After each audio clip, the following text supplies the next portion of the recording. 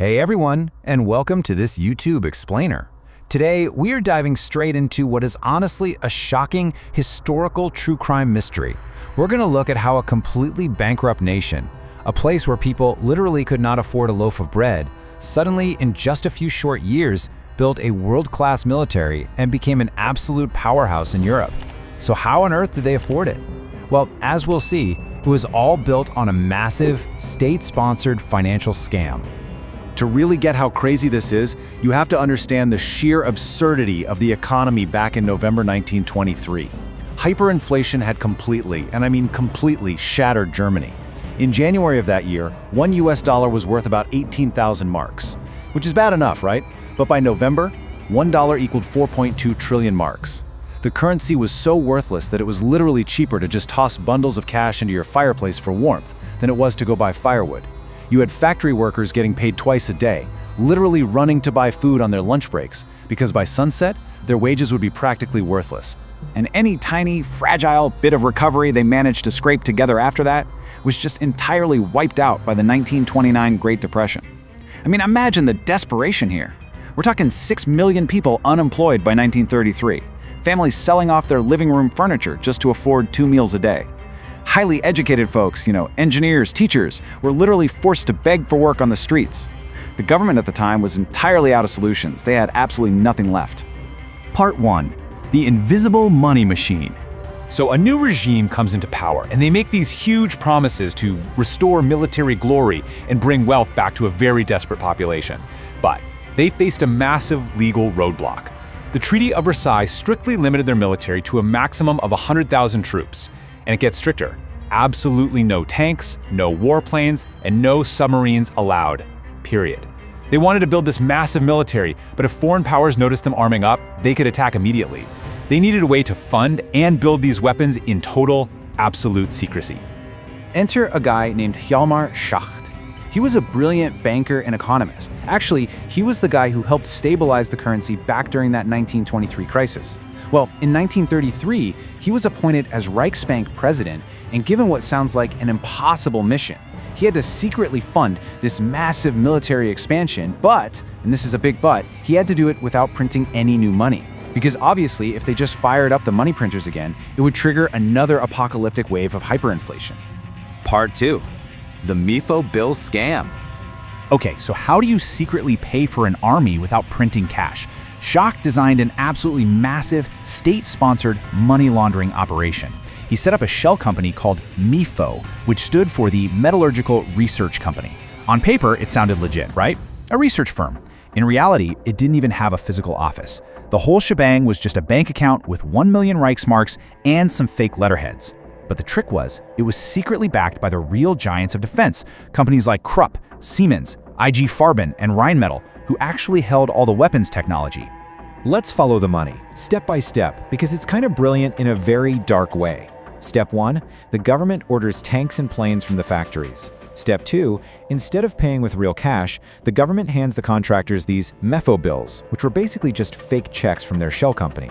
Step 3, those defense companies need actual cash to pay their factory workers, right? So they quietly exchange these fake bills for real marks at private banks. And finally, step 4.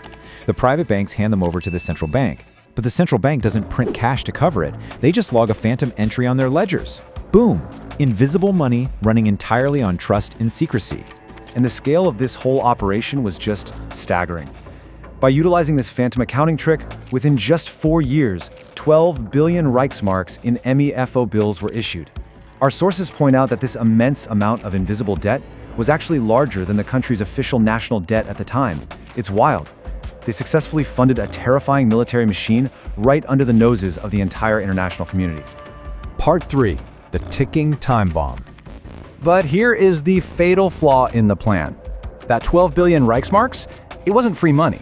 It was essentially a loan with a strict, non-negotiable 5-year maturity date. The very first bills were issued back in 1934. By 1938, the military was incredibly powerful and the Versailles Treaty was basically shattered. But then we hit 1939. The 5-year clock ran out. Suddenly, the government owed 12 billion marks in hard cash, and their vaults were completely empty.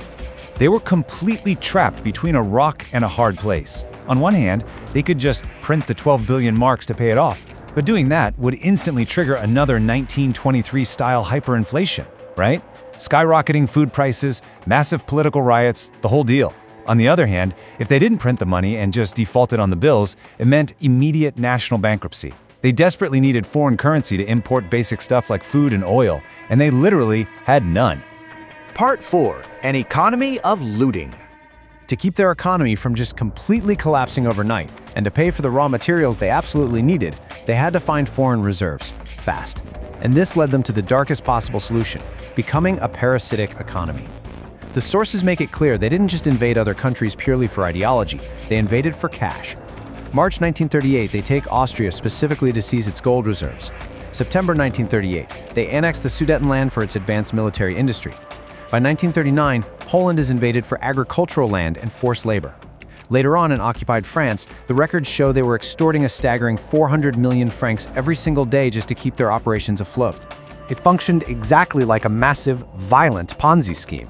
And just like any Ponzi scheme, it strictly relied on continuously bringing in new investors, or in this horrible case, newly conquered nations, to pay off these mounting, totally unsustainable debts. Even Hjalmar Schacht, the very guy who invented the MEFO bills, realized they were speeding toward the edge of a cliff. He actually urged them to stop, and for his warnings, he was removed from his post and eventually thrown into a concentration camp. The machines simply couldn't be turned off. Part 5. The inevitable collapse. Now, their sheer, utter desperation for cash didn't just stop at foreign borders. It actually led to massive scams against their very own citizens. A perfect example is the infamous Volkswagen scam. The regime promised working-class citizens a brand-new German-made car for 990 Reichsmarks. Workers faithfully paid 5 marks a week into this savings program, eventually totaling up to a massive 275 million Reichsmarks. But the source material reveals a really dark truth here. Not a single car was ever delivered to a citizen before or during the war. Not one. Every single penny of those working-class savings was secretly diverted to fund the military machine. And you have to add to this the staggering scale of all the other fraud going on. The government completely defaulted on massive foreign loans they had taken from the US, the UK, and France back in the 1920s. Furthermore, they orchestrated the horrific, systematic looting of Jewish wealth. We're talking stealing homes, businesses, and entire bank balances. This was an economy that wasn't built on actual production, it was built entirely on theft and extortion. But as we know, a Ponzi scheme only works if it can keep expanding. In 1943, the devastating military defeat at the Battle of Stalingrad meant that expansion violently halted. No new territories could be looted. Meanwhile, the astronomical daily costs of fighting a multi-front war just kept piling up. Finally, the phantom MEFO economy, which was built on nothing but a mountain of fake checks and stolen gold, shattered under its own weight. Which leaves us with a really provocative thought to wrap up our explainer today. Knowing that this regime had a 12 billion mark debt bomb set to detonate in 1939, with absolutely no cash to pay for it, was the devastating violent expansion of World War II not just an ideological crusade, but an absolute economic necessity. Without the ability to just stop, print money, or pay their debts, was continuous, non-stop war the only possible way this phantom economy could survive even one more day? It's definitely something to think about next time you study this era. Thanks so much for learning with us, and we'll catch you in the next video.